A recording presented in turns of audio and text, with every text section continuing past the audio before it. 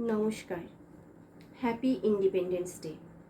আজ আমার নিবেদন কবি জ্যোতির্ময় চট্টোপাধ্যায়ের লেখা প্রণাম তোমায় নেতাজি। বাংলা মায়ের বীর সন্তান, বিপ্লবী বীর নেতাজি, দেশের নেতা সবার নেতা, নেতার নেতা নেতাজি। কে জানে আজ কোথায় তুমি, কোন সে ধ্যানে মগ্ন গো।